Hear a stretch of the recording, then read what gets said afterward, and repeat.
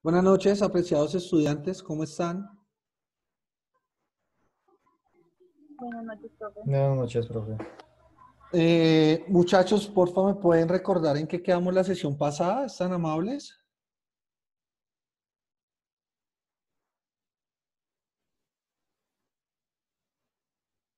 La escolástica, profe. Dame un segundo, regálame un segundo que es que...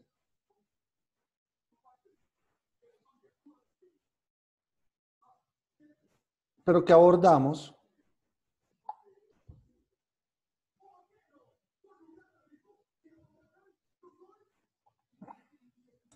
La iglesia. La Edad Media. ¿Qué abordamos de la iglesia? O sea, ¿qué dijimos? Pues abordamos lo que es la escuela en dos partes, que una era la escuela interior, otra la escuela exterior, y pues se habló un poquito también de la relación con América Latina, pues un poquito el Renacimiento, y pues se hizo la pregunta cuál era la diferencia de Colombia a la Edad Media. Ok, vimos el sistema feudal. Eso ya lo abordamos, ¿no? ¿No es cierto? Chicos.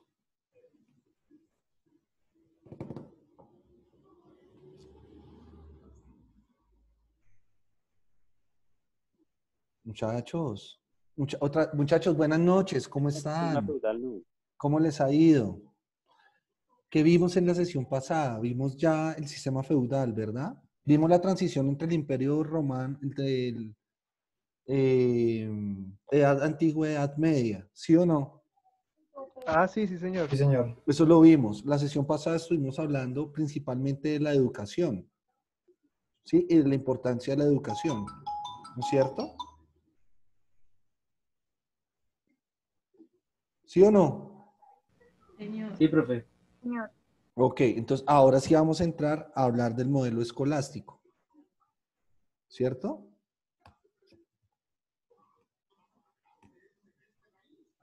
Sí, profe.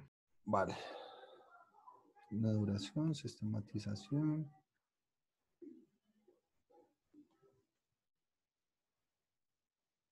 Vimos algunas fotos de arquitectónicas de la época. Sí, señor.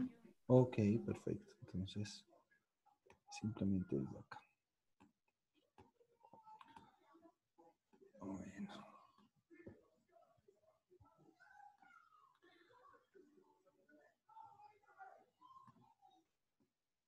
Bueno, nosotros habíamos abordado en la sesión pasada también, pues, digamos, la importancia y la relevancia que tuvo la institución de la iglesia a través de 10 siglos, que es lo que conlleva la Edad Media. No obstante, hay algunas situaciones que a pesar que se dieron en la época, hoy eh, aún gozamos de esa serie de instituciones de ese momento. Por un lado, creo que uno de los más fundamentales viene siendo el modelo educativo o pedagógico del cual muchos de nosotros hemos aún o somos aún eh, compartidores de este modelo, que es el modelo educativo tradicional. Y frente a eso, pues ya hemos hecho una serie de apreciaciones o una serie de circunstancias que nos han, digamos, enmarcado la posibilidad de poder entender y profundizar un poco más este modelo. No obstante, hay que entender también una situación que pasa en la Edad Media, ¿no? Y cuando nosotros hablamos de Edad Media, parece que automáticamente nos fuésemos hacia lo negativo que la iglesia como institución realizó. Es decir, automáticamente nuestro cerebro y nuestros recuerdos se van a ir a algo, a unos acontecimientos en el año de 1045, cuando nace por primera vez las cruzadas. Claro, las cruzadas efectivamente, aunque no es tema de conversación, digamos de la asignatura, pero sí es importante tener unas nociones claras, por lo menos como cultura general. Y si bien las cruzadas fueron una serie de persecución religiosa por parte de la institución de la iglesia que a nombre de Dios iban a tratar de organizar y de reestructurar la sociedad de la época, pues efectivamente fue un acto violento que a hoy la iglesia ni siquiera habla de esas condiciones, ¿no? No obstante, la iglesia sí lo que hace es rescatar, independientemente de ese acto barbario de la época, todas las bondades que la iglesia trajo consigo, porque no, efectivamente no simplemente fue una condición negativa. Eso es lo que hoy nosotros tenemos ese recuerdo vago, ¿no? Esa idea vaga. No obstante, también el sentimiento en contra de la religión, que es un sentimiento un poco encontrado, es decir, cruzado, porque muchos de nosotros no somos creyentes. No obstante, la religión no es un mecanismo en el cual va a haber una división hacia una creencia, sino la religión va a tener una trascendencia mucho más fuerte, que es el término de la espiritualidad. Y hoy, desafortunadamente, con la religión, a nombre de Dios, hay muchas personas oportunistas que se lucran, pero pues uno en la cabeza uno no entiende varias cosas. Si el bárbaro es quien se lucra de ese proceso o el bárbaro es quien financia el proceso, ¿sí? Son cosas complejas, ¿no? Y pues el juego de la fe ya viene pues a afectarse, y efectivamente hoy, siendo una sociedad laica, no encontramos una paz o una tranquilidad ni siquiera como individuos, ¿no? Y eso pues ha dificultado también que hoy la sociedad tenga otro tipo de comportamientos que vayan en contra y que atenten realmente en contra de la integridad del mismo individuo o del mismo ser humano, ¿no?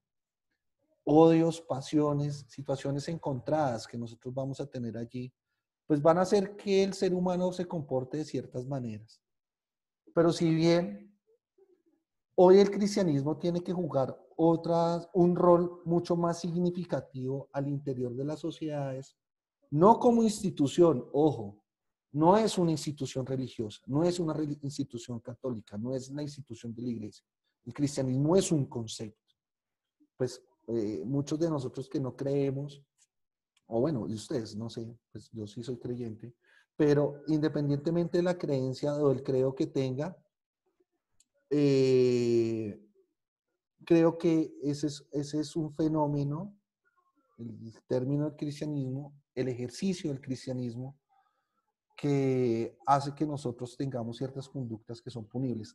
Efectivamente, esta reflexión que estoy haciendo a este momento de rescatando ciertas bondades de la Edad Media que realizó la Iglesia, es objeto de refutación, y ustedes están en todo su derecho de objetarme cuando quieran, porque no pueden estar de acuerdo simplemente con las observaciones que está haciendo el docente, más cuando sus vivencias han sido totalmente otras. Y es normal, y eso es habitual, ¿sí?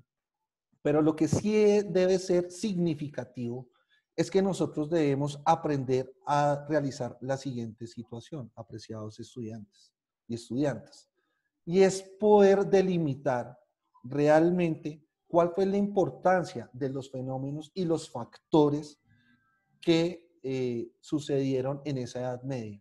Y uno de esos fenómenos y esos factores indiscutiblemente fue la escolástica. Desafortunadamente, ¿qué sucede? Que allí es donde la iglesia como institución va a jugar un factor negativo, y es encerrar las ciencias y ciertas disciplinas donde la iglesia solamente era quienes podían realizar ese tipo de actividades, ¿sí? Recordemos que Hay unas disciplinas que vienen de herencia de los antiguos, como la física, la química, donde no estaba permitido para los terrenales poder utilizar este tipo de disciplinas. Es decir, para las personas que no se iban a ordenar. Es por eso, apreciados estudiantes, que la semana pasada, perdón, en la sesión pasada, cuando nosotros conversamos,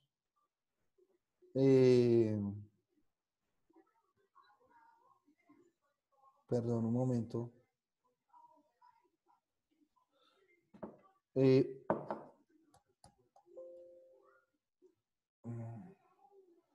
Muchachos, es que no puedo ver, no sé por qué, no me permite ver el chat. ¿Será que ustedes pueden ver si alguien escribió? Es que me pareció ver parpadear el cosito. Por favor, ¿me informan? No, profe, solamente está una persona que te saludó y ya. Ah, bueno, vale. Gracias. ¿Te puedo pedir el favor, quien me acabó de hablar, si alguien escribe, que me indiques, por favor? Gracias. Y desafortunadamente, ese acto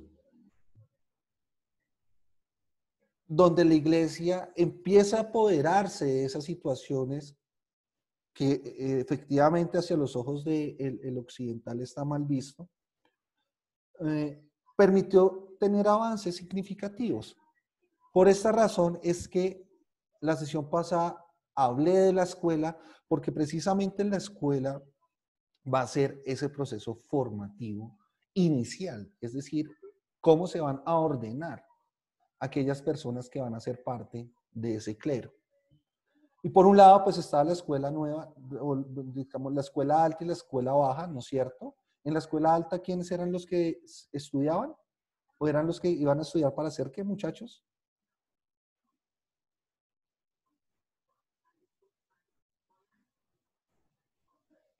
Monjes, Los monjes. ¿Y en la escuela baja? los sacerdotes. Los sacerdotes. Muy bien.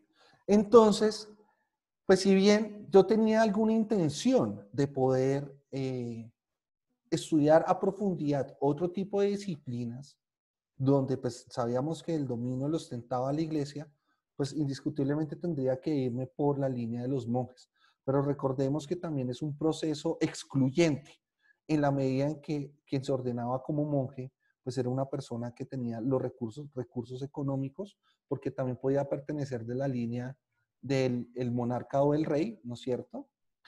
Y de algunas personas ricas, o sea, es decir, un duque, familia de un duque, familia de un conde, y pues podrían ordenarse de esa manera, ¿sí? Y podían estudiar a profundidad. Entonces, tan así es, que, por ejemplo, ese modelo se va a arraigar durante muchos años y varios pensadores importantes de la época, que obviamente los vamos a leer, Santo Tomás de Aquino, San Agustín, Guillermo de Ockham, son representantes también de este movimiento escolástico, porque el movimiento escolástico tiene tres etapas: el pre, durante y el post, o el decaimiento.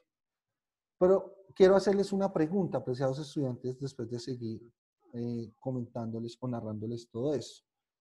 Vamos a preguntarle a John Soto, ¿me escuchas? Sí, señor. John,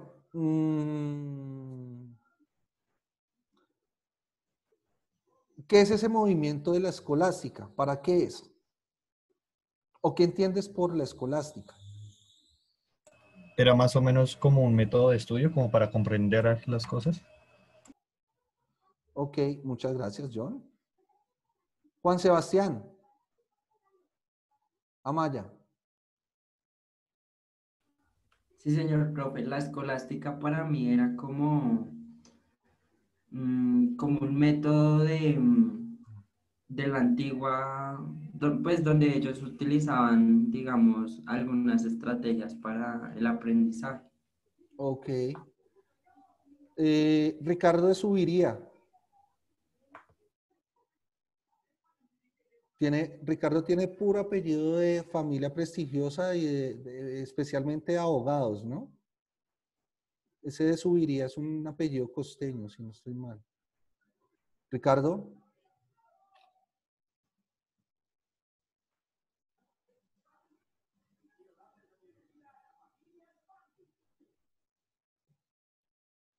No está. Bueno, entonces, Catalina Tovar. Sí, señor profe. ¿Qué es eso de la escolástica? ¿Estás de acuerdo con lo que acabaron de decir tus compañeros? ¿O tienes una apreciación diferente? Profe, pues sí, según lo que pues habíamos como visto era como la parte de la filosofía que se basa sobre todo en utilizar la razón, pues que tiene como la capacidad de razonamiento del ser humano Ok, más, para sí, pues muy bien, va por ahí, va por ahí, por ahí. Casi, casi le pegas. Muy bien. Te faltó algo, un componente fundamental. Pero entonces ya vamos a presentar. Profe, pues Danilo. algo como añadir que yo, digamos, he leído es que, digamos, la escolástica, pues, aparte utiliza un poco arraigado la religión. Ok.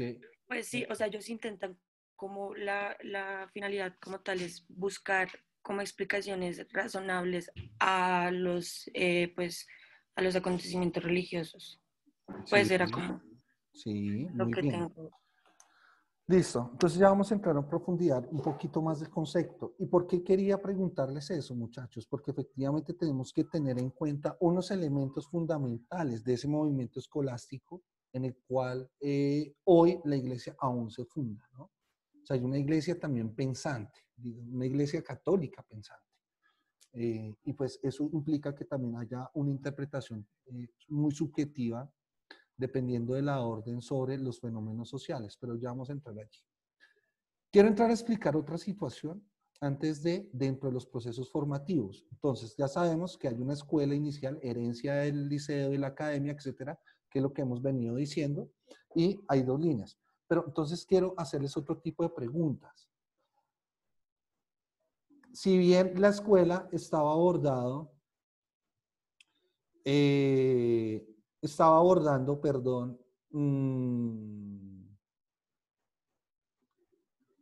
a los monjes, ¿no es cierto? Es decir, las familias prestigiosas y a los sacerdotes que, pues, bueno, tenían algún criterio. Entonces, ¿quién o quiénes educaban a la sociedad? Lauri, ¿tú qué piensas que educaban a la sociedad?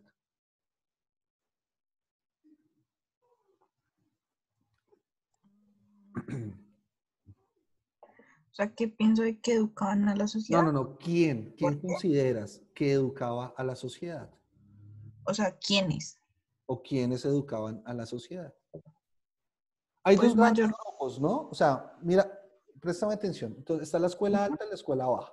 Entonces, por un lado sí, van a educar monjes, por el otro sacerdotes. sí, Pero se reservan el derecho de admisión, ¿no es cierto? sí. Listo. Pero hay una base y la base es la sociedad. ¿Sí o no? ¿Quién Sí. educa a esa sociedad? ¿Ahora o anteriormente? Porque antes, No, pues la en sociedad la no Edad tenía. Media. Sí, por eso. Antes que el que no tenía la posibilidad, el que no era noble, ya tenía unos preconocimientos y como un perfil, pues no se educaba, porque anteriormente, pues nadie leía y el que leía, pues ya tenía como un estatus superior. Entonces considero que por eso la gente en la Edad Media, la población o el resto de los habitantes, pues nadie los educaba. Se autoeducaban ellos en pues con lo que conocían sus padres, supongo. Ok.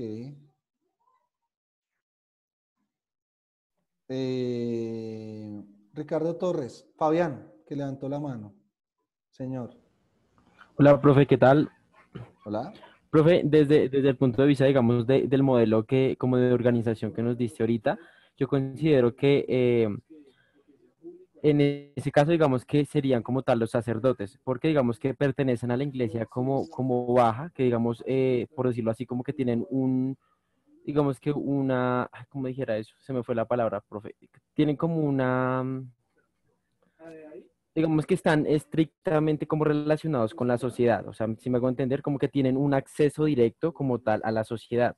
Entonces, en ese caso, yo considero que por ese simple hecho, como por esa relación inmediata que tienen, podrían ser como educados por ellos, teniendo en cuenta, profe, también que yo considero que también tenían como tal la guía de los monjes, que eran como los más estudiados o los que, digamos, representaban como tal la iglesia como más, digamos que más estudiada, por decirlo así, pero los directos serían como los sacerdotes. Esa parte no la tengo bien clara, pero yo considero que podría ser esa.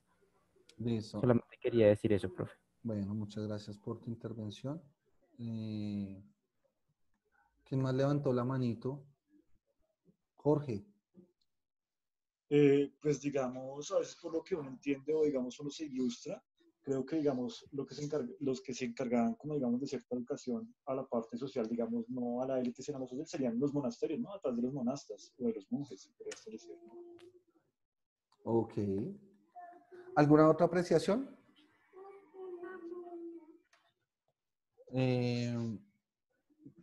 Jorge, ¿volviste a levantar la mano? ¿O Danilo? No, no, señor. Ah, ok, entonces No, la yo la bajan, bajé. porfa, bajan las manitos. Dime, mi amor. Yo, profe. ¿Quién levantó la mano? Yo, profe. ¿Vas a intervenir? Sí, señor. Dale, por favor. Pues en la Edad Media, si no estoy mal, los que educaban a la población eran los sacerdotes, porque si no estoy mal, según mi educación y según mi colegio, el que, el que creó la educación pública fue un sacerdote, que era San Juan Bautista de la Salle. Ajá. Y eso fue en Francia como alrededor del 1500. Ok. Entonces, por eso creo que los que Entonces, educaban bueno, eran los si es sacerdotes. así, imagínense, pasaron 100 siglos, perdón, pasaron 1000 años para poder que haya una educación pública, ¿no? Según lo comentario que acabaste de decir de La Salle. ¿Alguien iba a intervenir? Sí, yo, si no es que tengo una gripa, no sé si me escuchas. Tranquila, como Carlitos. Dale. Profe, eso quería como reforzar lo de mis compañeros, es que no recuerdo el nombre, que también, yo digo que fueron también el monasterio, que fueron educando pues a las personas sin importar pues la clase social. No sé si Ok, estoy perfecto. Vamos a mirar. Ricardo, te subiría. ¿Qué tal, profe? Buenas noches. ¿Ahí me escucha bien? Sí, señor, te escuchamos bien. No, bueno, pues el aporte que yo tenía era que efectivamente los monjes y los sacerdotes, aunque tuvieran conocimiento, también había otra parte que eran los clérigos, digamos que eran como personas que sabían cómo escribir y leer y Sí. como que eran considerados personas que tenían como estudios escolásticos, por decirlo así. Digamos como que toda esa enseñanza que ellos lo hacían eran como escuelas en los monasterios y eso. Ok, perfecto. Muchas gracias. Bueno, entonces resulta que para que llegara la educación popular, ¿no es cierto? Es decir, una educación basada hacia la misma población, porque pues había un mundo, el mundo oscuro también radica en, o esa época oscura, ¿no? No es simplemente de que la iglesia haya cerrado las posibilidades de dictar ciertas disciplinas, inclusive la filosofía, sino que era también un mundo oscuro en la medida en que las personas no sabían leer y escribir. Las que sabían leer y escribir era porque las mismas familias... ¿Me regalan un segundito, porfa? Qué pena, es que estoy con la niña. Discúlpenme, por favor. Ya voy, mi amor.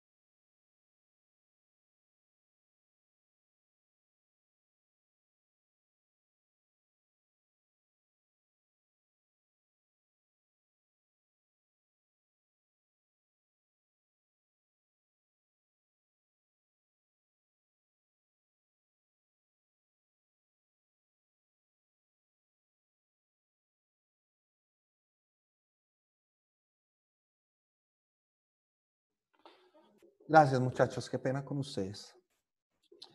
Entonces había un mundo también oscuro porque pues los ciudadanos no sabían leer ni escribir. Entonces tan así era que cuando sacaban un edicto, es decir, una norma por parte del rey, pues había alguien que siempre les hacía la lectura. No sé si han visto esas películas medievales donde hay un tipo como disfrazado, saca un pergamino, estira el pergamino y le hace la lectura a la comunidad. ¿Mm? Entonces, muchos siglos debieron haber pasado donde efectivamente se abriera por primera vez una escuela popular para el aprendizaje, por lo menos de la lectura y la escritura. No obstante, existían otros procesos de aprendizaje. Te amo, mi amor. Existían otros procesos de aprendizaje. Esos procesos de aprendizaje, muchachos, se dan en algo que se va a llamar talleres. El taller también es una herencia, digamos, de la edad antigua, porque los talleres eran donde se practicaba algún oficio. Jennifer, dime algún oficio. Se practicaba un oficio, no entiendo la pregunta. ¿Cuál es la diferencia entre una profesión y un oficio?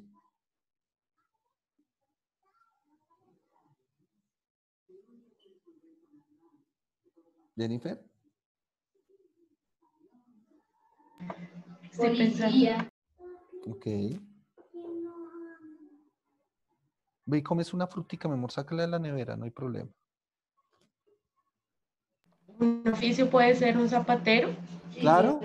Y un zapatero que tiene para poder hacer sus zapatos o para poder trabajar sobre los zapatos. Otra vez, profe, es que tengo problemas de conexión. Lo siento. Ok, no te preocupes. Espérame, ya te pregunto que María levantó la mano mientras a ver si tú puedes solucionar el problema de conectividad. María. Gracias. Profe, pues yo iba a decir que, digamos, un oficio en esos tiempos era lo de las artesanías, ¿no? Las artesanías es un oficio, en ese tiempo. Hoy, pues, las artes plásticas y demás han adquirido, pues, la calidad de profesión. ¿Qué otro tipo de oficio, María?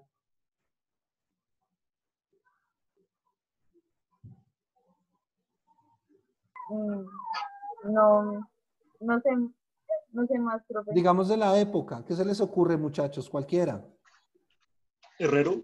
Los herreros, exacto. La carpintería también es un oficio. Entonces, esa concepción y esa figura de taller es un espacio físico donde se va a realizar algún tipo de actividad. Siglos después, muchachos, ya para la Edad Media, el taller se va a convertir en un lugar de aprendizaje. Es decir, toma, mi amor. Se va a convertir en un espacio donde va a haber un proceso de enseñanza y un proceso de aprendizaje.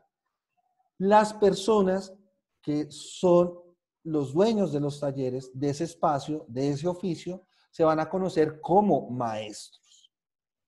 Y aproximadamente lo que narra la historia con respecto al tema de los talleres es que ellos tendrían estudiantes entre 8 a 15 estudiantes. Y el tiempo de estudiar el oficio, ojo, el tiempo de estudiar el oficio era de 15 años, perdón, aproximadamente. Una vez terminaban esa etapa, lo que tenían que hacer el estudiante para, digamos, un acto simbólico de graduarse, era hacer una prueba práctica. Y si pasaban esa prueba práctica, ese estudiante podría abrir su taller y pasar a la condición de maestro. ¿Mm?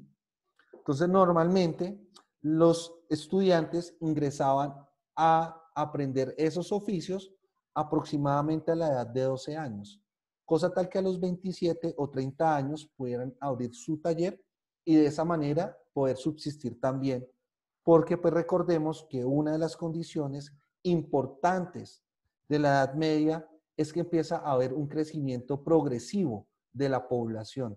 Y al haber un crecimiento progresivo de la población, incrementa también las necesidades. Entonces, es tan así que se empiezan a abrir varios sectores y el comercio de los oficios empieza a agrandarse, ¿no? el oficio de la panadería, por ejemplo. Lo de los herrajes, la herrería es una cosa fundamental en la época, ¿no? Entonces, eso hace que haya otros procesos de aprendizaje.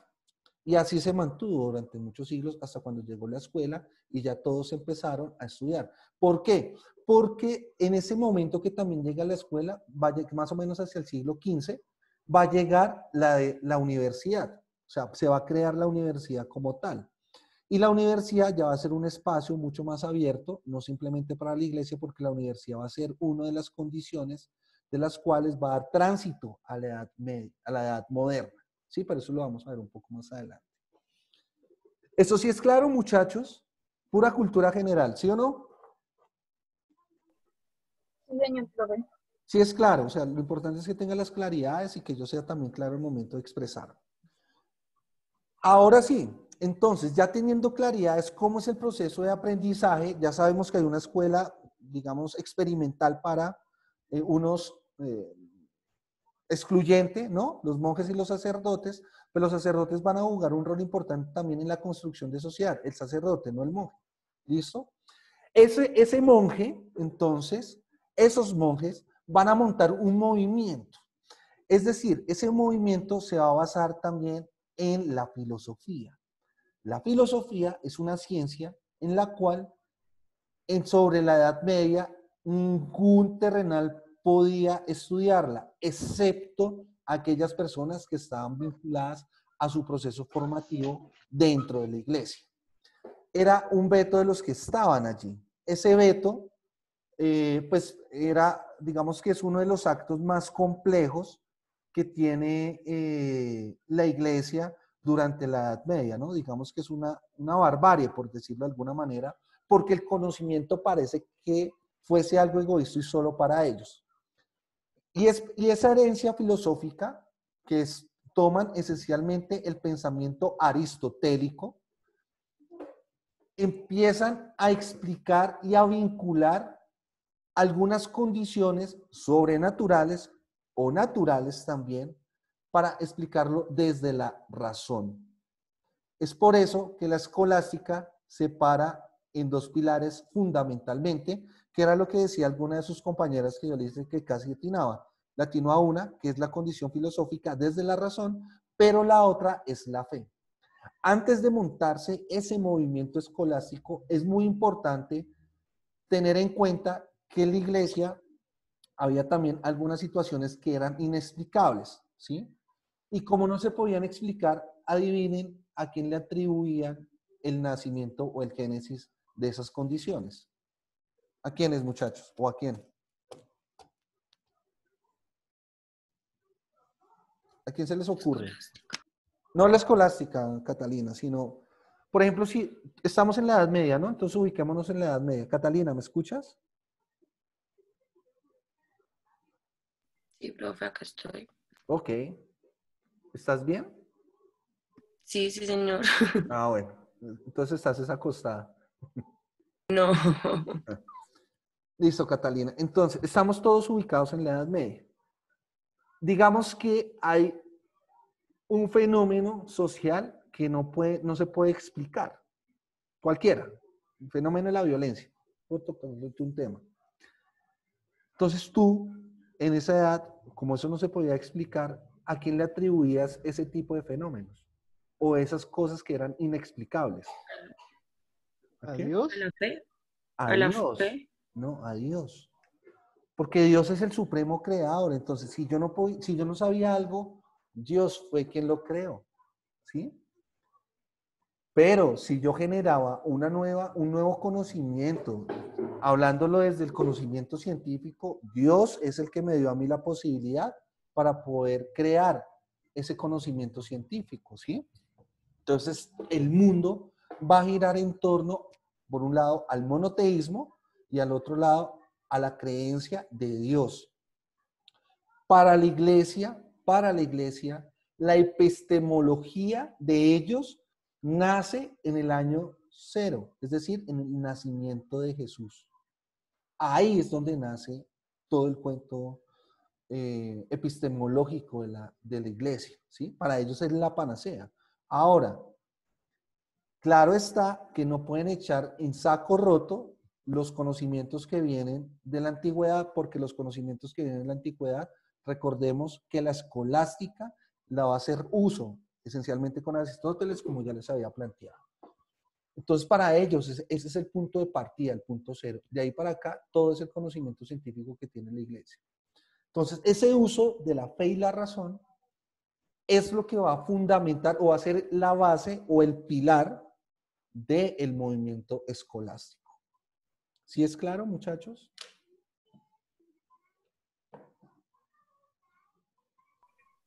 Sí, señor profe. Sí, señor. Profe. Ok, perfecto. ¿Tienen alguna duda? ¿O están bien? Profe, qué pena, es que no escuché. Los dos bases de la escolástica son la fe y ¿qué más? Y la razón. Es la combinación de la fe y la razón. Vale, gracias. Bueno, perfecto.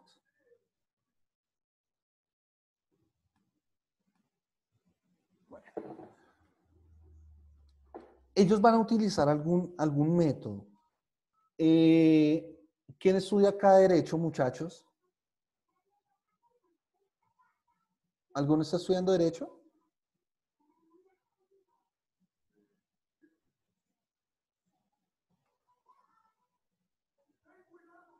Chicos, ¿ninguno? Hay algo importante que el movimiento escolástico va a empezar a realizar. No obstante, no es el único, porque más adelante vamos a ver el movimiento helenista, pero el movimiento helenista es antes de la escolástica. Y estos movimientos, por un lado, lo que buscaban era también la traducción de textos, y esa traducción de textos principalmente era en los idiomas naturales, nativos, perdón, en los idiomas nativos. Pues si bien, digamos que la Biblia ¿en qué idioma se escribe? ¿En qué lengua se escribe, muchachos? ¿En latín? ¿En arameo? No. ¿En latín? No, señor. ¿Cuál es la lengua de nuestro Señor Jesucristo? Hebreo. ¿En hebreo? En hebreo. En hebreo. En hebreo. Bueno, mi amor.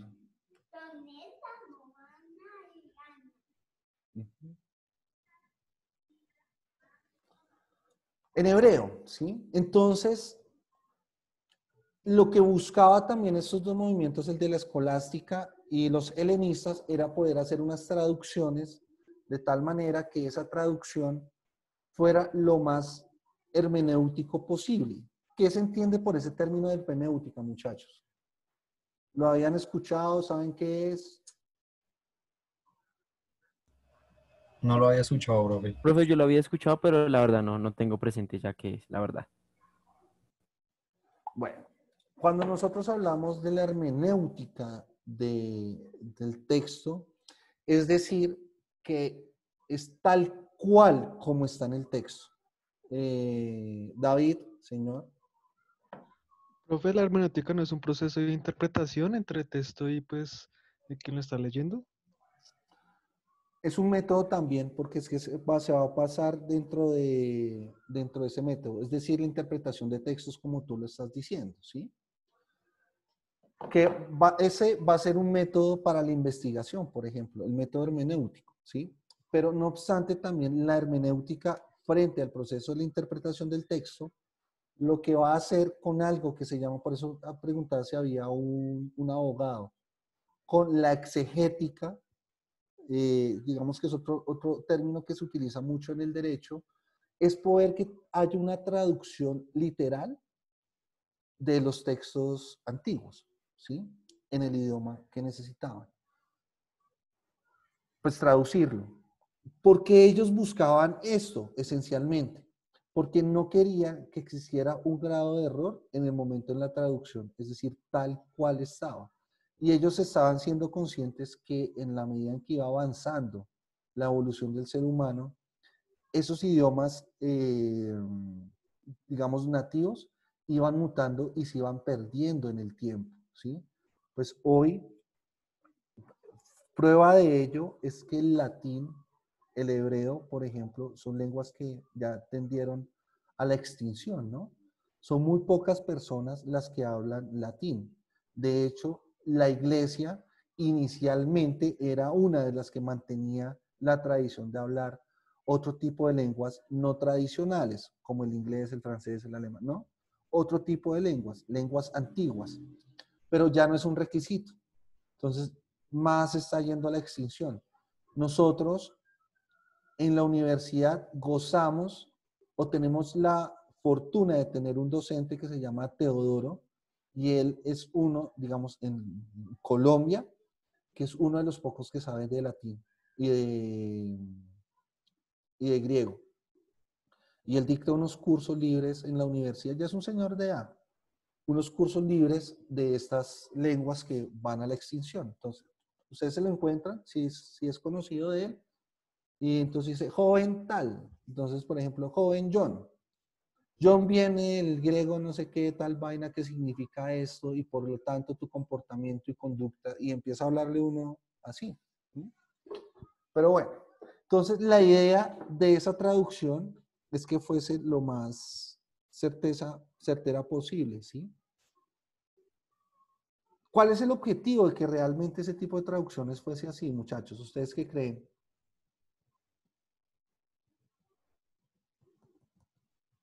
Chicos, ¿para qué Profe, de buscamos pronto el... para que la Bueno, información de pronto sea como universal, no sé, de pronto para que, digamos que la manera como de la persona como que nombra la actividad o la información sea como acorde a lo que la otra persona desea esperar y que sea como universal, por decirlo así. No sé. pues bueno, digamos que ahí empieza el conocimiento no era universal, digamos, porque recordemos que hay un reduccionismo del conocimiento, ¿no? Solo de la iglesia. Este tipo de conocimiento, ¿no? Entonces no sería una apreciación acertada yo. Pero sí digamos que es para que el estudio de ese tipo de textos fuese realmente, o sea, el mensaje que quiere emitir ese tipo de textos sea el que realmente quien lo plantea o quien lo escribió es el que quiere dar a entender. Es por eso que hay una traducción.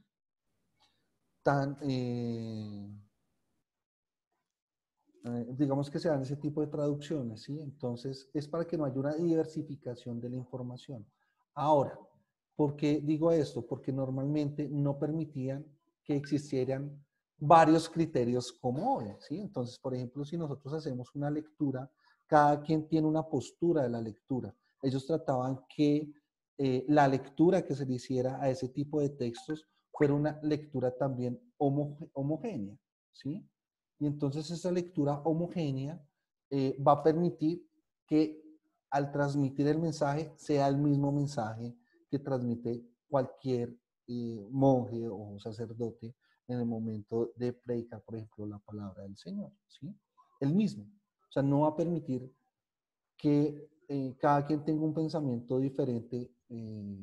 Por ejemplo, cuando hablamos de una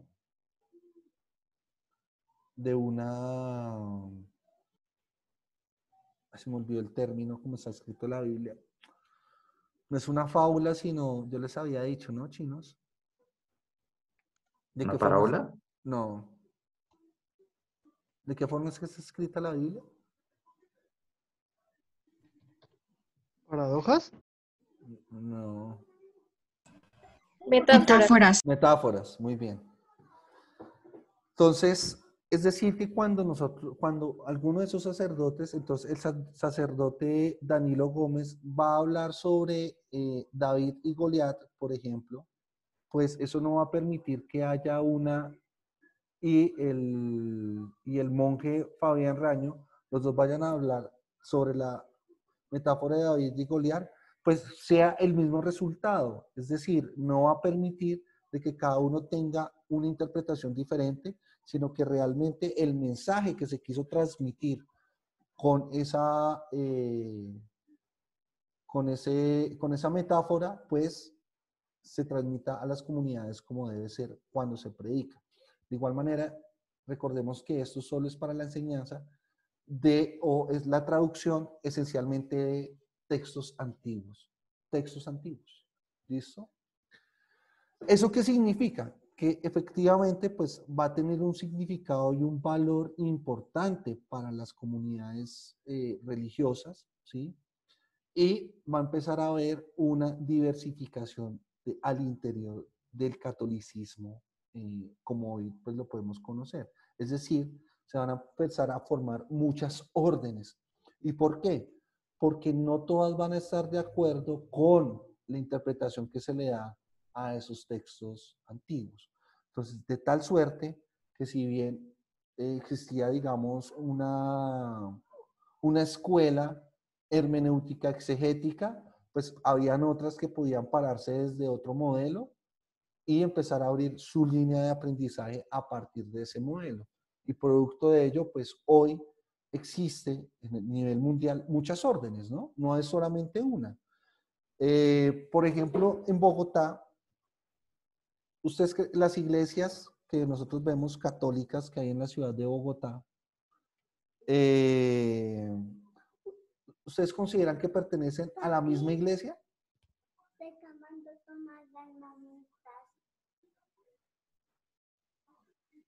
Chicos.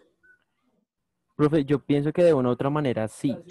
O sea, digamos que creo que, bueno, uno tiene la imagen o, bueno, como la percepción de que todas pertenecen a la misma iglesia, porque pues digamos que todas promulgan la misma religión y digamos que las mismas maneras como de actuar, por decirlo así. Yo pienso que sí, en ese caso. Ok. David. Profe, pues creo que son diferentes, pues en apariencia son similares, pero muestran unas inclinaciones, algo que las diferencia de las otras. Por ejemplo, yo he escuchado de los jesuitas, que los jesuitas pues, es una congregación que es tan poderosa que en tiempos antiguos era dueña de casi toda, bueno, en su parte de Bogotá. Un ejemplo de ello, la Universidad Javeriana, pues que forma parte de los jesuitas. Uh-huh. ¿Alguna otra apreciación, muchachos?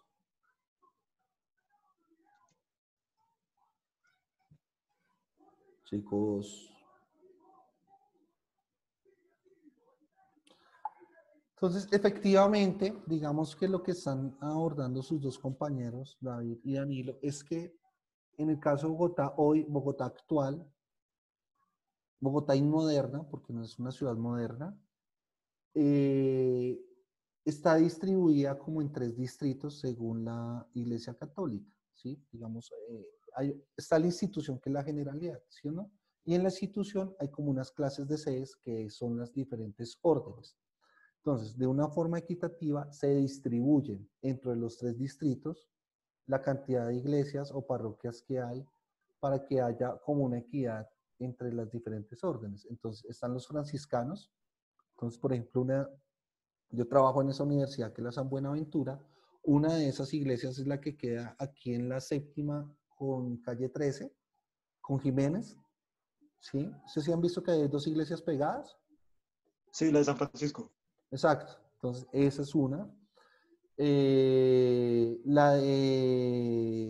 Tiene otra que queda aquí en el barrio Belén, por ejemplo. Sí, entonces tienen unas iglesias distribuidas y ellos pues administran esas iglesias. Porque pues obviamente tiene una administración, ¿no?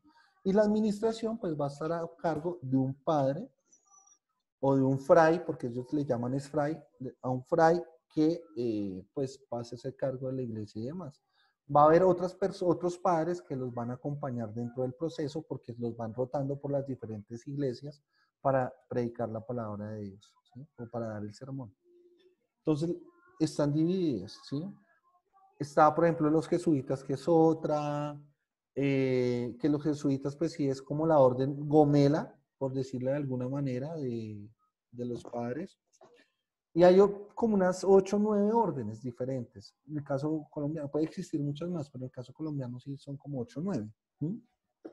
Entonces, eso nace producto de la interpretación que le da. Y de hecho, cuando ustedes miran cómo es que se predica la palabra en esas diferentes iglesias, va a encontrar unos matices diferenciadores entre unos y otros en la interpretación del texto, ¿sí? Que ese sería lo diferenciado independientemente de quién funda esa orden, ¿sí? Porque digamos en el caso de los franciscanos, pues es San Francisco de Asís. Y San Francisco de Asís fue, pues aparte de ser un religioso, fue también un filósofo y un pedagogo. Entonces, pues allí también hay un conocimiento que se está generando. ¿Sí es claro eso, muchachos?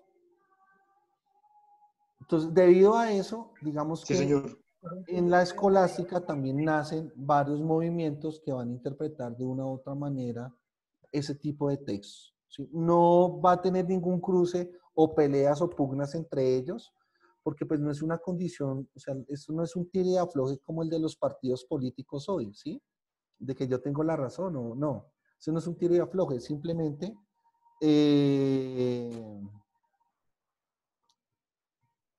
respetan la posibilidad diferente del pensamiento, por ejemplo, ¿sí? Entonces, no hay ningún inconveniente. Hoy, de hecho, pues comparten posibles escenarios, dentro de ellos también dialogan, ¿sí? Y pues permiten, digamos, que haya una tranquilidad, ¿sí? Porque eso no es una, o sea, para ellos la fe no es una competencia, sino es una forma diferente como el otro la interprete y eso merece respeto. Punto. No hay nada más. Entonces, dentro de eso hay tres situaciones o tres momentos importantes que se va a dar: la lectio, la quaestio y la disputatio. La lectio, digamos que es el estudio que se le va a dar a la ciencia. Entonces, la ciencia representada en textos científicos, la ciencia representada en una disciplina que se va a llamar teología.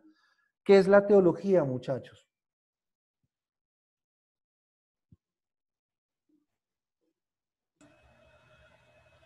El estudio de Dios. No. El estudio de las religiones. Es la ciencia que se encarga de estudiar el cristianismo, muchachos, independientemente de el tipo o el credo, ¿sí? Independientemente. Entonces lo que hace es un acercamiento a eso, es decir, al mundo cristiano. Entonces uno piensa que cuando una persona está estudiando teología, necesariamente está estudiando teología para convertirse en padre o en cura. No, sí es una condición, pero pues no, o sea, cualquier laico puede estudiarlo. El tema es que casi no tienen salida. ¿Sí? Pero muchos filósofos estudian teología, demasiados filósofos.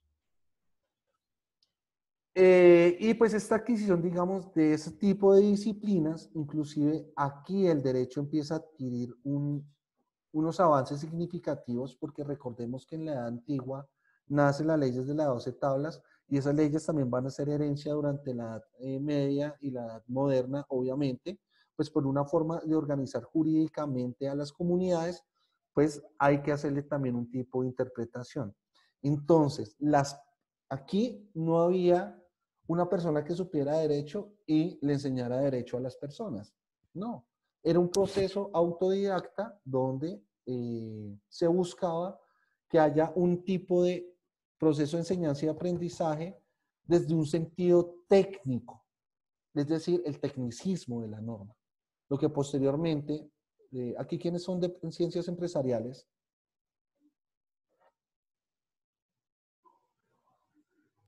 Yo, profe. Tuviste en... Yo también, profe.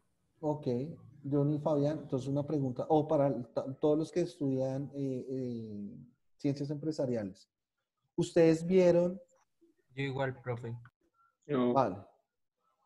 ¿Ustedes vieron, no sé, como principios administrativos, algo así? ¿Económicos? No sé. Sí, señor. ¿Y vieron a Max Weber? Sí, señora Weber. Exacto. Entonces, Max Weber, lo que él decía es que, y a ver si ustedes lo vieron, sobre el técnico profesional. ¿Sí lo estudiaron o no, muchachos? ¿Qué pasaba con ese tecnicismo del profesional en el momento en que salía a trabajar? ¿O no lo vieron? Profe, yo la verdad no lo recuerdo. No, no lo recuerdo. Ok.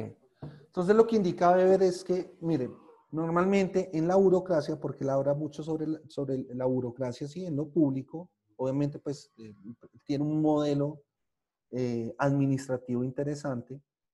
Dentro de lo público, él dice, un burócrata, el problema es que cuando inicia su vida política, ¿no es cierto? Es decir, en el ejercicio de prestarle un servicio a la comunidad, se va a volver tan técnico que no va a tener la posibilidad de poder experimentar otros campos.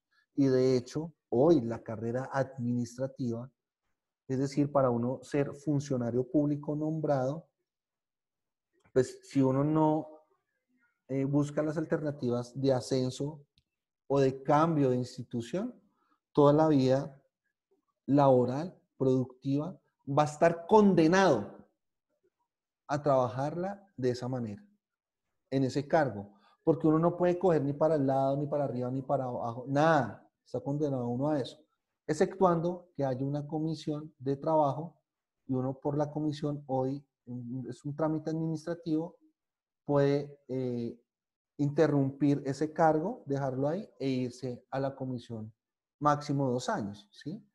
Algo así pasa con el sentido técnico de la lectura. Entonces, el sentido técnico de la lectura es la posibilidad que les da a cada uno de ustedes la disciplina que están estudiando de poder entender conceptos que solo maneja la disciplina. Tan así es que si John y Juan y el otro chico que abrieron el micrófono, digan un concepto complejo o de los que se acuerden en administración, en contaduría o en economía.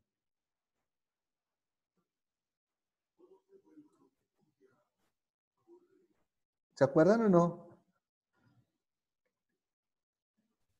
Yo no, profe. Profe, yo estoy Uno. pensando pero tampoco. O algo que se acuerden.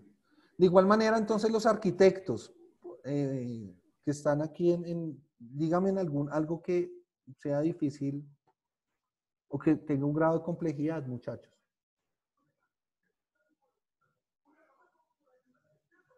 El urbanismo. Puede ser, no sé, pero no porque creo que ese todos los entienden. O sea, si yo le digo a John, le digo a Juan que es urbanismo, pueden dar una apreciación del concepto. De algo más complejo. A ver, déjame pienso.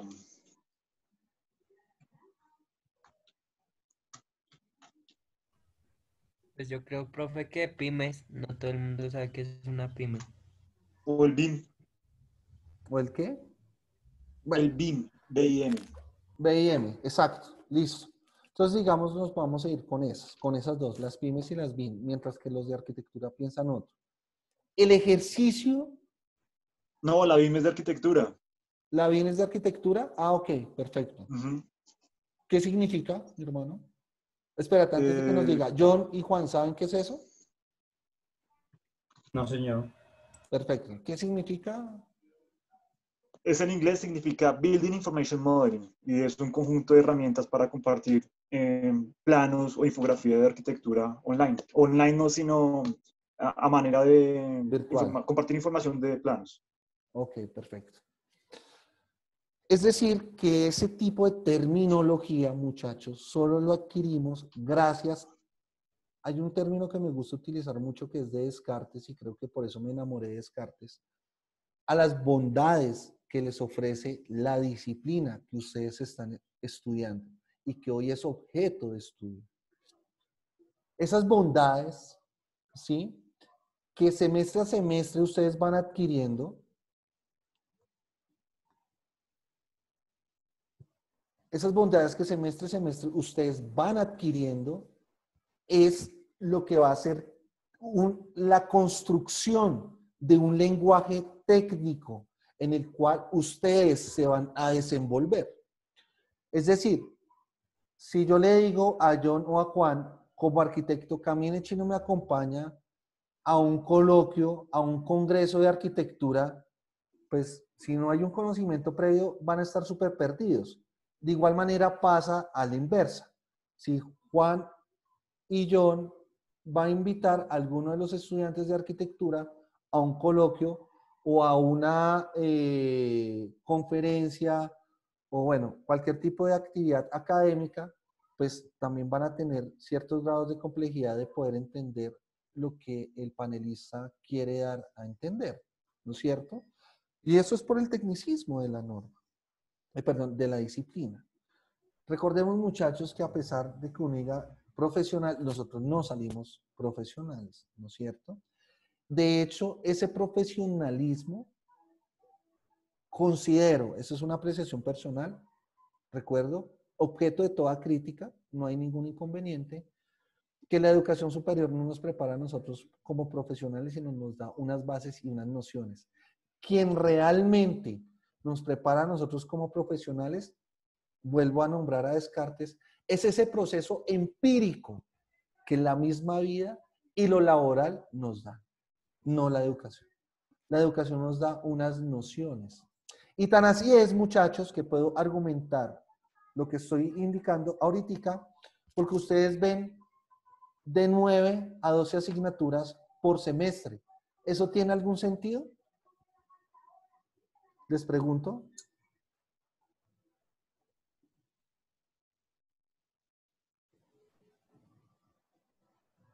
Para la Chicos, sociedad sí, pero tal vez para el estudiante no. para la sociedad, porque ¿cómo así? Profe, pues porque se rige bajo unas políticas de que tiene que dictar X o Y materia bajo unos parámetros, obviamente con el Ministerio de Educación o con el gobierno, y ya otra es la apreciación del estudiante, que es cuando él muestra el interés o el no interés por la materia. Profe, yo pienso que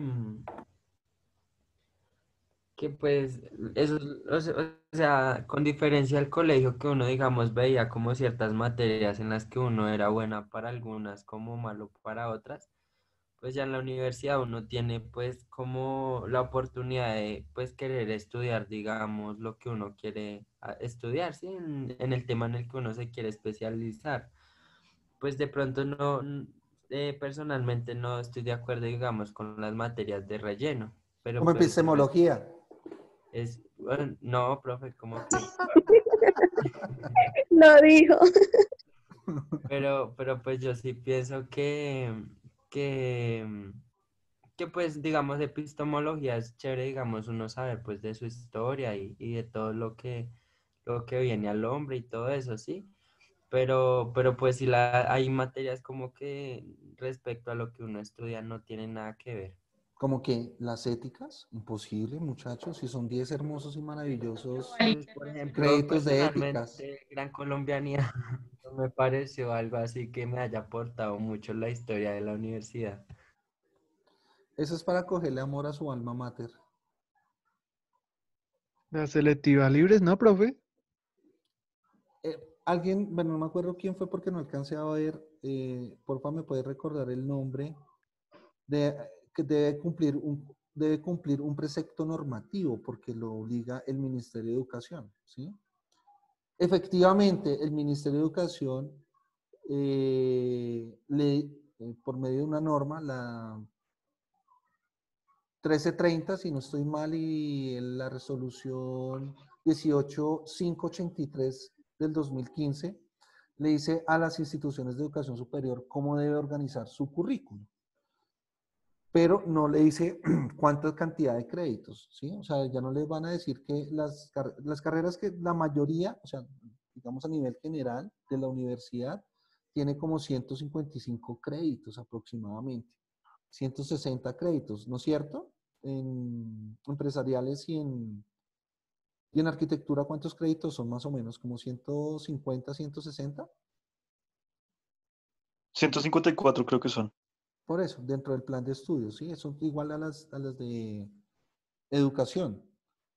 Y entonces hacen una distribución, pero pues debe haber una línea disciplinar, una línea transversal, una línea electiva libres, y por eso es de esa manera como empiezan a organizarlo y a meter un poco de asignaturas que a mí me parecen que es muy pues sin sentidos, realmente. Más yo lo que haría es ver 5 o 6 asignaturas y que todas fueran de 4 horas, porque es que hay que profundizar en esas asignaturas específicas, ¿sí? Y no tener asignaturas de 2 o 1 hora, ¿a razón de qué? Para llenarle a uno, o sea, uno en la semana va a ver 9 asignaturas, eso es un bombardeo bravo. Bueno, pues yo cuando estudié administración pública, en ese tiempo yo solo veía 5 asignaturas y las 5 asignaturas cada una era de 4 horas. Eso implicaba en la noche, yo estudié en la noche, pero eso implicaba que fuera de lunes a viernes, ¿sí? Pero el día miércoles había unas actividades, unos foros, y el foro los invitaba a todo el mundo, entonces no hacían clase de 8 a 10 de la noche. Y esa clase la teníamos que ver el día sábado, ¿sí? Por la mañana no pasaba eso. Cuando estudié Derecho, me tocaba ver 9 asignaturas y yo decía, pero ¿por qué tantas? Y efectivamente unas asignaturas que ningún sentido tenían. Pero pues ya cuando entro en la parte administrativa y académica, es decir, como docente y como administrativo, pues ya entiendo mucho más cuál era la estructura y la lógica de organizar eso de esa manera. Pero aún digo, no, si a mí me dejaran hacer un programa académico, 5 o 6 asignaturas máximo por semestre y las profundizo a 4 horas porque pues es importante, ¿no? Entonces imagínense ustedes una asignatura disciplinar en la cual solo fuese de 2 horas, pues ¿cuál es el sentido de eso? Ninguna. ¿O sí? Luis Quiroga dice, ¿por qué la educación en China o en USA es mejor que Latinoamérica? Lo que pasa es que en Estados Unidos hay un modelo pedagógico conductista y cognitivista. ¿Eso qué significa? Ese modelo pedagógico lo que le indica a los estudiantes es que les hacen una serie de pruebas para determinar su condición cognitiva, con qué tipo de asignaturas es que le va bien. Entonces, ellos, por ejemplo, de primero a octavo, ven materias generales, ¿sí? Entonces, de humanidades, filosofía, matemáticas, sociales, etc. Pero de noveno a 12 en Estados Unidos, ¿sí? De noveno a 12, profundizan en las asignaturas que el chico tiene un talento superior, ¿sí? Que le va mejor. De tal manera que cuando lo encaminan en esa ruta y pase a la educación superior, su pregrado esté articulado a las asignaturas que profundizó, ¿sí? Entonces tienen un sistema escalonado que le permite eso al estudiante. Aquí no. Entonces aquí, bueno, eso por un lado. En China también tienen un modelo que no es tradicional, pero ojo, lo que es el oriente lejano, ¿no es cierto? China, Japón, etcétera, como toda esta parte del continente asiático, hay una condición totalmente diferente que se comparte con algunos países europeos, como Rusia y Alemania, esencialmente. Y es que los ciudadanos son disciplinados. O sea, la disciplina es lo que prima en ellos. Y al ser disciplinados, desde pequeños empiezan a tener ese tipo de conductas y por eso los niveles educativos son tan altos y responden mucho más allá de las necesidades de la sociedad, ¿sí? Y por eso, pues, los inventos y demás, digamos en el caso de China, ese tipo de cosas que los chiquitos ya hacen de robótica y etcétera, es porque son disciplinados. Pero también hay unas condiciones sociales fuertes, ¿no? También en Japón, entonces hay muchas personas que se suicidan porque toda su vida permanecen solos. Tienen unos fetiches complejos, unos fetiches con la sexualidad difíciles, ¿no? Y tienen un morbo complejo también. Entonces, pues, a pesar que son sociedades muy disciplinadas, que rescatan la esencia histórica de ellos también, pero pues tienen unas complejidades sociales muy fuertes que no han podido combatir. Pero tienen también algo muy positivo, y es que las comunidades de ese continente creen en su Estado, creen en la política de su Estado. ¿Mm? Entonces, es por eso que digamos que pasa todo lo del COVID y pues, la gente se encerró 2 meses y el Estado a diario les llevaba alimentos a toda la comunidad, a toda. No importaba, así fueran ricos o pobres, a todas y las mismas raciones, ¿sí? La gente cree en su Estado. Entonces, claro, eso tiene otras connotaciones. Caso colombiano, pues no, muchachos, porque en el caso colombiano es una melcocha. Hasta el año de 1991 tratamos de cambiar el modelo tradicional de la educación. Hoy seguimos basados en el modelo tradicional de la educación, donde se hacen dictados, se hacen actividades, etcétera, donde el proceso de aprendizaje prácticamente debe ser de memoria, ¿no es cierto?, en las instituciones educativas. No nos enseñan a leer ni a escribir. El ejercicio de la interpretación y la argumentación en la educación es nulo. Entramos a la educación superior sin saber leer ni escribir. Eso es grave. Señor Jorge.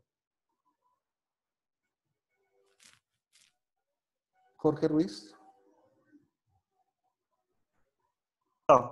Perdón, profe, tenía el micrófono cerrado. No, digamos, apoyando lo que tú dices, digamos, generalmente nosotros consideramos que tenemos una educación bastante retrasada en términos, digamos, no solamente de el incentivo al estudiante, sino también el incentivo del estudiante como ciudadano o de persona proactiva dentro de una sociedad. Entonces, digamos, yo tengo compañeros que, digamos, han estado en Estados Unidos estudiando y todo eso, y ellos me dicen que a pesar de que el modelo estadounidense de educación es bastante bueno para ellos, ellos mismos consideran que el sistema educativo es malo comparado con otros países, en el caso de Escandinavia, ¿no? Que Finlandia, Suecia, Dinamarca, Noruega, tienen modelos educativos muy, muy fuertes, y personalmente también yo lo he visto, digamos, en Finlandia o en Noruega, creo que los estudiantes solo tienen que ir 4 horas a estudiar y durante casi que toda la primaria no aprenden cosas como lo que serían las materias comunes, sino simplemente ven mucha historia de su país y la parte de incentivar mucho el tema lúdico y el tema de responsabilidad en el hogar. El juego. Nos enseñan a ser muy Pero es que proactivos. hay unas cosas diferentes, por ejemplo. No, sí, obviamente en el tema de, como digamos, de relación social o relación cultural, es completamente diferente al modelo Dentro del modelo estadounidense. educativo, ¿sí? Entonces, los Entiendo que los fomentan docentes, mucho a lo que es la ayuda de la casa y como... los docentes que hacen parte del sistema educativo de estos países que tú estás nombrando, son docentes que tienen maestría y doctorado. Y la mayoría, por ejemplo, que trabajan con niños chiquitos, es decir, hasta con bebés, por ejemplo, en los jardines, que también tienen doctorado, son hombres. Son hombres, ¿sí? Yo, digamos, en la condición de papá, y eso sonará un poco machista hasta retrógrado, pero me hacían alguna vez una pregunta: si usted va a un jardín y ve que hay un profesor y su hija es de brazos, ¿usted le permite que la cambie? O sea, imagínense, es una vaina dura, dura, ¿sí? Y por eso digo que puede ser hasta una condición machista. Y eso pasa en este tipo de comunidades como la de nosotros. Ahora, ¿quiénes son las personas, en el caso colombiano, que en la etapa de 0 a 5 educan a nuestros hijos? Estudiantes. La mayoría son estudiantes. La mayoría también son estudiantes que nos educan en colegios privados no reconocidos, digamos de barrio, entre primaria y bachillerato, ¿sí? El maltrato que tiene el docente es otra situación para que nosotros tengamos una condición precaria en el sistema educativo. El docente, muchachos, se gana entre el mínimo y 1.300.000 en el sector privado, en instituciones educativas medias. Instituciones educativas altas donde pagan bien, es muy difícil ingresar, ¿sí? Y digamos que el cover de estos colegios puede oscilar entre 3 a 4 millones mensuales, ¿no? Que eso es harto.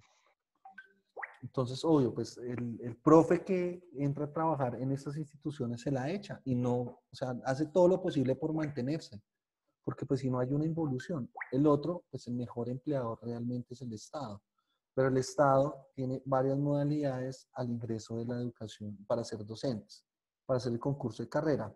Entonces, yo soy profesional, están los normalistas. Entonces, el normalista, pues, es un estudiante, perdón, es una persona que salió de una institución educativa que es normal y pueden dictar clases, pero no es profesional. Y él tiene un rango salarial.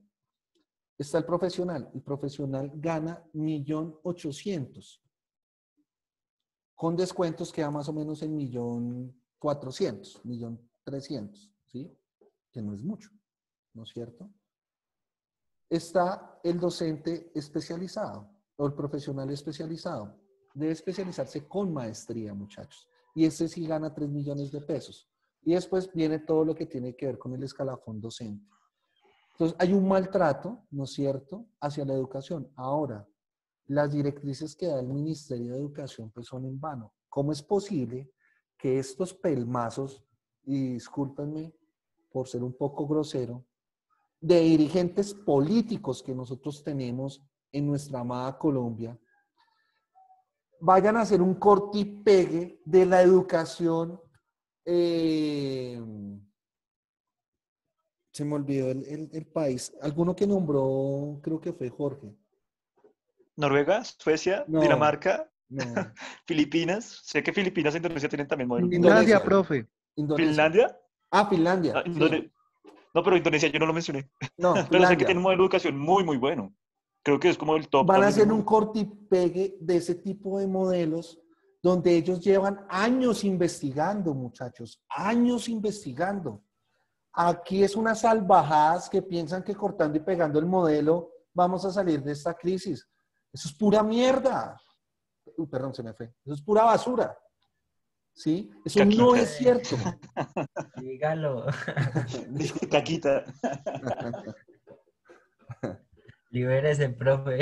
Es que no es cierto. No, pero digamos, muchachos. es verdad, digamos, en el tema, digamos, también es salarial, digamos, si acá mucha gente se comprometiera a hacer una maestría, un doctorado, primero que todo para una maestría, no sé cuánto esté la maestría, digamos, a nivel de docencia, pero 20 digamos en millones, arquitectura, 25 millones, 20, dependiendo. la arquitectura está en 40 millones, entonces uno dice, bueno, en el caso de que digamos 20 porque esté bajita, que le tienen 25, 30 millones en una maestría, en términos económicos, ellos saben, digamos, muchos profesionales saben que no es redituable, porque, digamos, le invierten 20 millones a estudiar 2 años una maestría para saber que probablemente esa maestría la van a recuperar en 5 a 6 años. Y Y hoy eso es sí una contiene un necesidad. costo.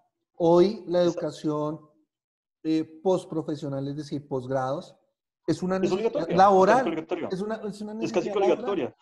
Entonces, Y eso es uno tan revisa, ridículo. digamos, los salarios en otros países, digamos, los salarios de los profesores son casi que a la competencia de un médico, a la competencia de un profesional o sea, Pero es que también muy, acá ni muy siquiera al completo médico le en áreas pagan bien. específicas. Bueno, hablo en otros países, yo hablo en otros países. Un médico profesional acá gana 2,5 millones. Ahora, un médico con No, yo hablo de otros especialización sí gana países. más. En otros Exacto. lados, las competencias salariales son muy equitativas. Pero Acá entonces no sí hay me como entiende. competencia de nada. Y ese maltrato se da con cualquiera de los sectores, ¿no? Un salario mínimo paupérrimo, donde, en serio, o sea, vivir uno con un salario mínimo acá es vivir en una de las periferias de la ciudad, ¿no es cierto? Donde uno tiene que pagar una habitación máximo 250 mil pesos porque ya después no le va a alcanzar el salario. ¿Sí o no? Familias grandes, ¿Pero de en 4 dónde? miembros que ¿En viven. dónde? Señor, ¿En dónde? ¿En que dónde? Muy barato. las habitaciones, No, no, digamos, por eso hablo de las una habitación. periferias, ¿sí? Ah, No bueno. en el, Sí, no, porque digamos, no, no en uno el centro de la establece un ciudad. costo general y estaban. No, pero digamos se establecía un costo, eso salió un estudio de la Universidad Javeriana donde se estableció un costo de vivienda y cuánto necesitaba el colombiano promedio para vivir. El salario mínimo del colombiano promedio para, digamos, vivir al ras, o sea, como que no darse ningún lujo, estaba sobre casi el 1.400.000, que es lo que se tenía que establecer para canasta familiar, arriendo, servicios, que estudio y alimentación. Y era un tema que, digamos, estamos todavía muy lejos de esa cifra. Y teniendo en Sí. cuenta que se viviría en periferia. No tiene que ser un lugar central, un lugar, pues porque hay periferia norte, hay periferia sur, hay periferia oriente y occidente, y todas tienen buenos y malos sitios, estableciendo sus factores, ¿no?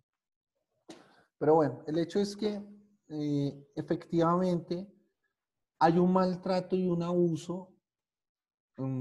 Ya lo dejo eso dentro de sus apreciaciones, muchachos. Si consideran que es una situación política o no es política, bueno, yo ahí no me meto porque pues yo no comparto ningún culto ni creo político. Sí considero que nosotros tenemos que ser muy conscientes y la construcción realmente y el cambio que debe generar el país se debe hacer a partir de la educación. Es por eso, apreciados estudiantes, que nuevamente les hago la invitación a que se piensen su carrera universitaria como una carrera que ustedes van a adquirir conocimientos, conocimientos para la vida, no conocimientos para el trabajo. Feliz noche, muchachos. Que estén bien. Gracias, profe. Profe, gracias. Bueno, Gracias, profe. Voy a llamar a lista, bueno. gracias. Los dejo.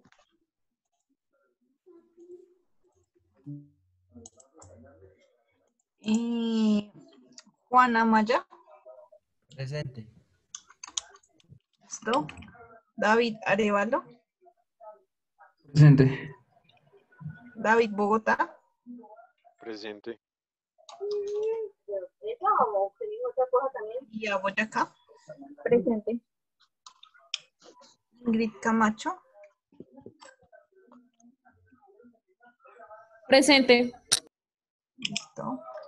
Laura Catalina Tobar. Presente. Listo. Jennifer Corena. Presente. Presente, ¿me escuchas? Sí, listo. Edwin Espinosa. Presente. Listo. María Paula Gallego.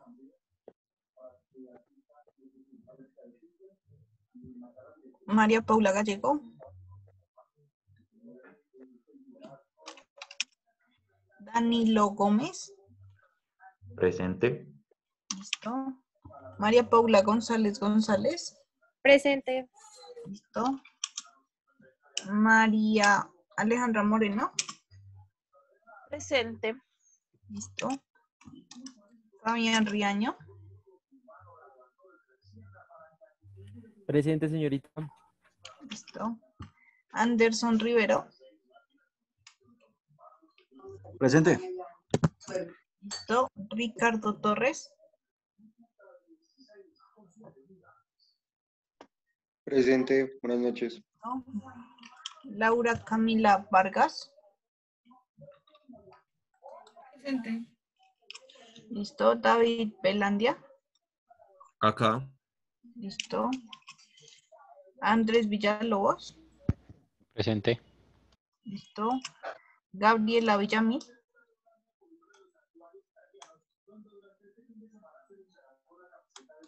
Gabriela Villamil. Juan David Villanueva. Aquí estoy. Listo. Julián Santiago Aguilera. Presente. Listo. María Paula Castillo. Presente. Listo. Egna Díaz. Presente. Listo. Juan Hernández.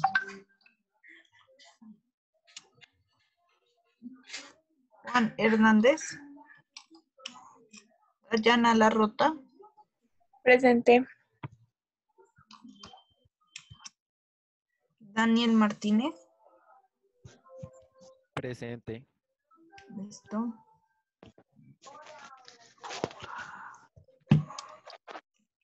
Ashley Osorio. Presente. Leonardo Páez.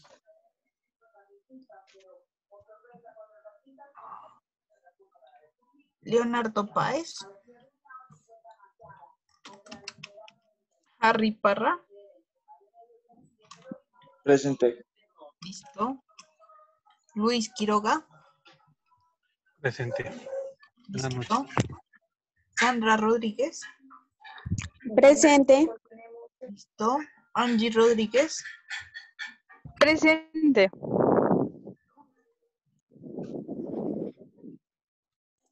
Don Soto, Presente. Presente. listo. Vale, gracias. Lina Telles, Lauri, qué Buenas pena, ¿sí me noches, escuchaste? presente. Angie Rodríguez. Sí. Vale, muchas gracias. Vale. Lina Telles, Hola, presente.